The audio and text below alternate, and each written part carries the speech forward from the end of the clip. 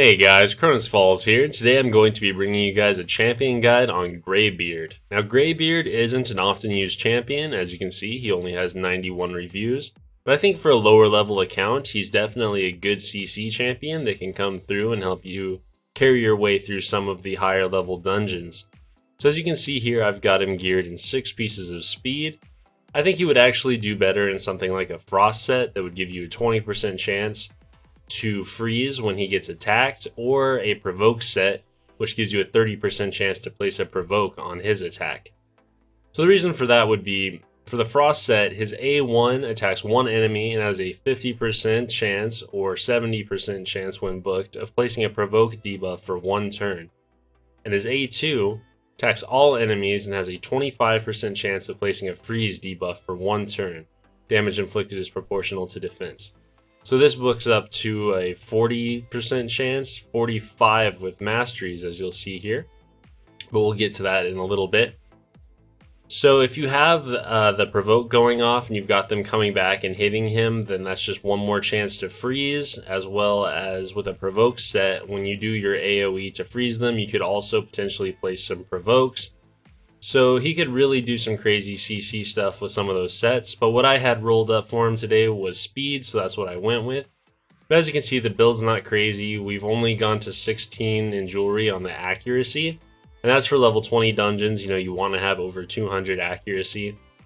And then I wanted to get his speed up pretty high, so I've got him at 210, but it definitely doesn't need to be quite that high. And that's just to make sure that we're bringing this Ice Crush around as much as possible, because the more we can freeze them, the better off we are.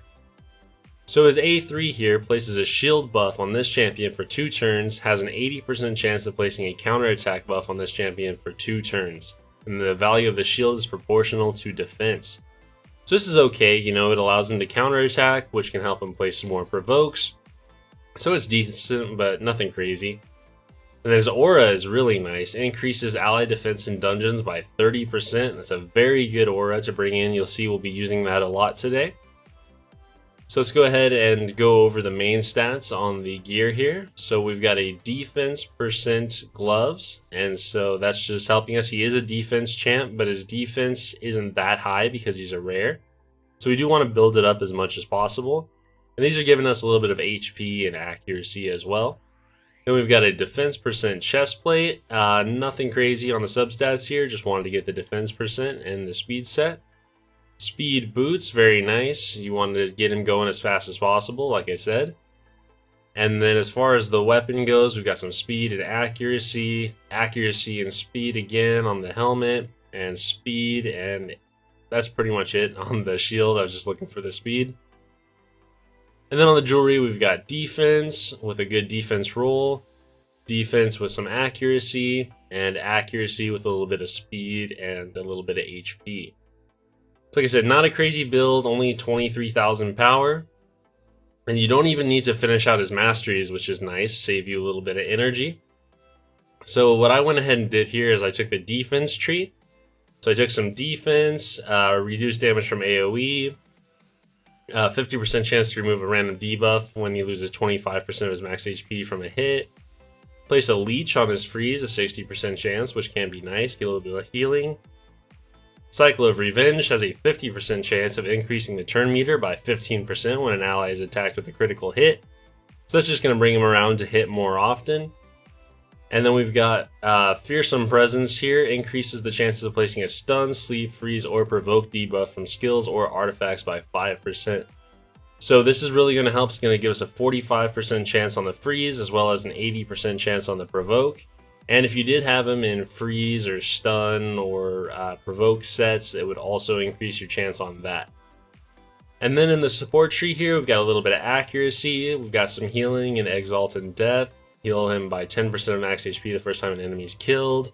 Get a little bit more accuracy and Charged Focus. More accuracy in Swarm Smiter. Arcane Celerity is going to give us some turn meter. And then Lore of Steel is giving us a little bit more speed. And Evil Eye to drop some turn meter. So that's the build for him, guys. We're going to go ahead and jump into some dungeons right now. So he doesn't really have any utility in campaign or clan boss, anything like that. But he can definitely come into these dungeons here, so we're going to go ahead to level 20 Ice Golem to start with. And we'll just see what he can do. So right now, I've got him as the leader, giving us the 30% increased defense. Apothecary, Frozen Banshee, which I think I'm actually going to take out and put Kale in here. And then Reliquary Tinder and Stagnite. So let's go ahead and see what we can do here. So obviously Stagnite's going to be giving us a decreased defense, and boom, as you can see, we've got 2 freezes up immediately with 2 leeches as well, so if we hit them, we're going to regain some health. Kale's in lifesteal as well, so he'll be regaining even more. And then Reliquary Tinder is here to give us a cleanse and to kind of, just keep us moving, keep anyone who goes down coming back up. She's a great champion for a rare, so if you have her, that's great. So we're making our way through the wave pretty quickly, and as you can see, we haven't taken a whole lot of damage because he's been freezing people, or he froze 2 at the beginning anyways. Obviously with the block debuffs, he's not going to be able to here. But we should be able to get through this pretty quick, and then we'll be on to the next wave, and we can see if he can place some more freezes for us. If he can block the reflect damage, that would actually be perfect. He can come around and freeze these terror beasts before they get a chance. We will see. He is built fast enough, I believe, to take 2 turns before they take 1. And there we go. They're both frozen. So now we're not going to have the reflect damage coming back in on us, which is super helpful. That's definitely the most dangerous part of these waves. Although they may get a turn here, so we'll see. And unfortunately, we're getting lots of stuns coming through from these guys on the sides, but one of them is down. It looks like we are going to get the reflect damage coming through here. And Kale is down. Stagnite's looking a little hurt too, but that's okay. We are not in any danger of going down at the moment. And Kale can heal himself, which is very nice. The lifesteal is going to keep him up even though he's attacking into that reflect damage. As long as he doesn't kill himself outright, then he is good to go. Alright, so we're at the end of the second wave here. We're at about 2 minutes, so not too bad for Ice Golem. And now the annoying thing about this part of the fight is while he will place provokes and get this guy to attack him instead of any of the other champions, he will not use his freeze while the ads are up. And that's pretty common across all champions in this fight. Unfortunately, they just won't use their full ability. And provoke isn't very helpful against this guy on the right here. His only attack is to decrease defense on an AoE basis, so even if you provoke him, that's what he's going to do. But as you can see, we're just kind of making our way through, slamming through his health, and the fight's going to take quite a while, but I don't think we're in any danger of losing, so I'm just going to go ahead and cut here, and we will come back in at the end of the fight to see how we do. Alrighty, so as you can see, we're coming up towards the end of the fight here, and it is going quite long. We've got, 4 rares and 1 epic in here, so it's not going to be a speed run by any stretch of the imagination. But we've been in no danger of dying in this entire boss fight, just steadily ticking away with poisons and having Kale do his work. So that's the end of the Ice Golem there. Total time 621, not too bad. If you're on your way to getting an Arbiter, this will definitely work for you. And like I said, I have run it before with the Frozen Banshee, and it has been consistent, so that's great. Now we're going to come into Dragon 20 here, and he should be able to do just as much work. So we're going to be running the same exact team coming in here. So we've got Graybeard as our lead again, giving us the increased defense. And so the reason I use Stagnite here is because my other option, as you can see, we got 2 freezes there, which is very nice. My other option to bring in is Masteries, and I know it's much less likely for you guys to have her than him. I'm very lucky to have her. She is a Void Epic and difficult to get, whereas Stagnite is available in the Battle Pass. So he's definitely not optimal here, but he should be able to do the job just fine. Especially since, as you see, they're targeting Kale because he has so much less HP. So we should be able to move through this just fine. More freezes coming through. Got the counter attack up. We'll probably get another provoke here. Yep, there we go. So Tyrell's not coming at us with that decreased defense, which is nice. We've got a provoke on Apothecary, so he's not going to be healing. And so that kind of CC is just, what he brings to the table. He's making sure that our guys aren't taking too many hits. He's taking most of it for us. And so we're going to be getting through the first wave here at about 1:15, which is not too bad. And on to the second wave. So he's going to come through right here with a counterattack, and that means if he gets hit, he's going to be coming through and provoking for us. We've got 3 freezes up here, it looks like, which is very nice. So as you can see, he does a lot of work. Normally I come in here, my team's a lot different than this typically, but I do bring in Miscreated Monster, who has a 50% chance to stun on his A2. And this guy with a 45% chance to freeze does just as well at keeping them locked down. So another 2 freezes coming out. So he could very well come in and replace that spot if you don't have a Miscreated Monster available. And there aren't a whole lot of great CC champions, like AoE CC champions, that aren't legendary. So having a rare that can come in and do this for you is quite nice.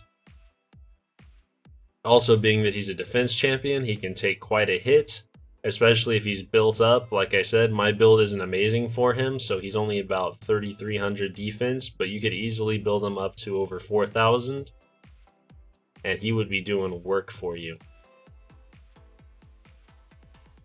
Alright, so we're coming up to the end of the second wave here. Looks like it's going to be pretty much the same amount of time, so we're going to be finishing it at about 2:35, and we're on to the dragon.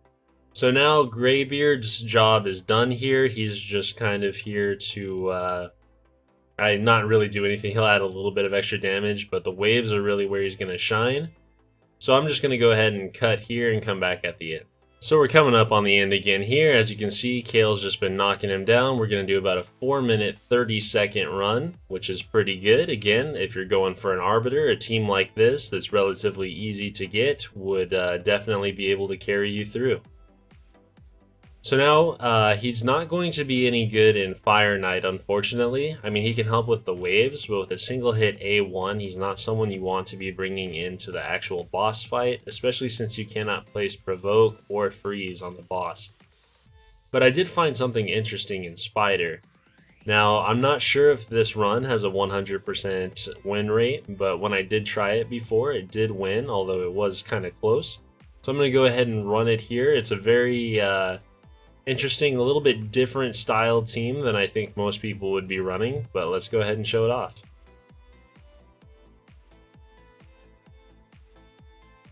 Alrighty, so we're going to be coming in here with Arbiter. She's going to be increasing our attack, and then we're going to go ahead and get some freezes off here, and some provokes. Then Gallic is going to come in with the burns. So, as a lot of you probably know, Tormund will attack with his A1 anytime someone who is frozen and HP burned takes a turn. So he's going to be coming through and helping us to freeze up these spiders. Now this would not work nearly as well if we didn't have Graybeard coming in and giving us some initial freezes. But with this method, we're going to go ahead and be able to freeze up a ton of the spiderlings and make sure that they're not coming through and dealing a bunch of damage to us. Now it is a little risky, you know, Tormund doesn't have a huge chance to freeze on his A1, but as you can see, we're keeping him pretty well maintained. I'm interested to see how this might go if he had War Master, but I mean, that's not typically what you would want to run on Tormund, and he would be killing the spiderlings off a lot faster if he had War Master, so I'm not sure that would work too well, and I don't really want to pay the gems to find out, but as you can see, we've already got her down to about half HP, and Armiger's taking a little bit of a beating, but not too much. And we should be cycling back around pretty soon to get our second round of HP burn going. That's her first feeding, and unfortunately Armiger goes down there. But we're getting some more spiderlings in now. We're going to go ahead and get Armiger back up, and we're going to get the attack up going again. Going to come in and get some provokes and some HP burns going. So now Tormund's going to be taking the majority of the hits from the spiderlings. And the cool thing about Tormund is even if he does go down, he will bring himself back up with his passive, so we're not too worried about him going down here. And we're back onto the same strat. He's just going to be hitting and freezing, and as he does that, he's basically sustaining the cycles since the HP burns are on a 2-turn instead of just a 1-turn. So going pretty well so far. We've got her down to close to a third health. And if we go ahead and get back in here for a third rotation, which it looks like we hopefully should, I think we'll be looking pretty good. Yeah, so as you can see, the spiderling's still completely frozen. We're getting a new batch in right now. Armiger doing a little bit of work on that turn meter. And so it is important to have him in here. He's slowing the spider down. She would have taken a lot of turns already if it weren't for Armiger. So that is important to keep in mind, but we've got some more freezes going now, and if we can get Gallic back around for one more round of HP burns, we will be looking pretty good here. Got the provokes back up, and there are the burns, and that should be Spider 20 done in about 3 minutes time. And not too risky, so it looks like this is a good strategy. It is a little bit different, and you do have to have a Tormin, and if not an Arbiter, you could come in here with a Gorgorab, should be able to do it all right. But yeah, so that's just a different way to do Spider, and that is Graybeard shown off. So I hope you guys enjoyed. I hope if you're a lower level account and you've got him, you can put him to good use. He can definitely take you further through the game.